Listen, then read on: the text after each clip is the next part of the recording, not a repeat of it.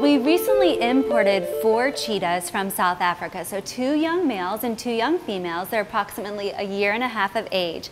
And this week we're doing what's called their quarantine exams. So all the animals that come onto grounds for our institution undergo a minimum of a 30-day period where we make sure that the animal is healthy, that they don't have any underlying diseases that we need to know about, that they don't have any parasites that we need to treat. And what that does is 2 things. That makes sure that that animal's healthy, but it also makes sure that that animal doesn't spread potential diseases to the animals that are already in our collection.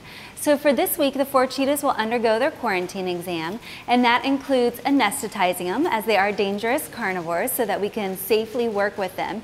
And what we do is a top to bottom exam, so a full physical exam looking at their eyes, listening to their heart, listening to their lungs, palpating their kidneys and their liver and their belly, then all the way down to the pads on their feet to make sure that those look okay.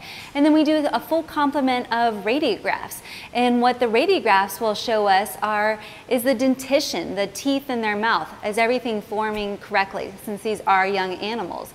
Do they have any evidence of congenital abnormalities? And what that is just a fancy word for we're born with certain diseases or certain bone abnormalities. So making sure that their skeletal system looks good. And then it also can highlight the liver, the kidneys, the spleen, their intestines. And so we do the full body radiographs. And then we'll also do abdominal ultrasound.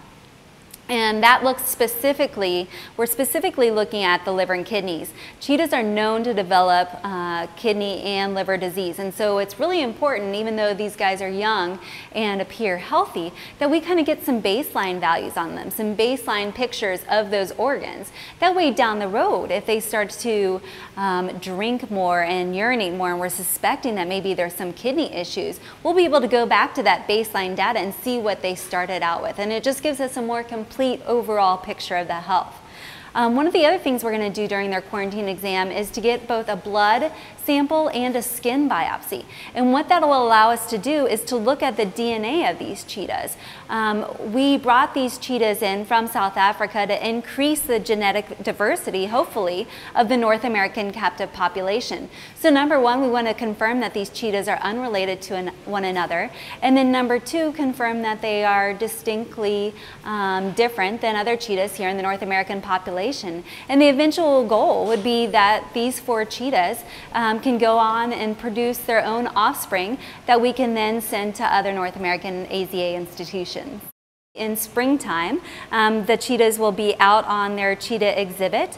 We currently have 1 older female cheetah here on grounds named Purdy, and we'll just have to see if they get along with her, but there is a potential that they could all be housed together and be out on exhibit together.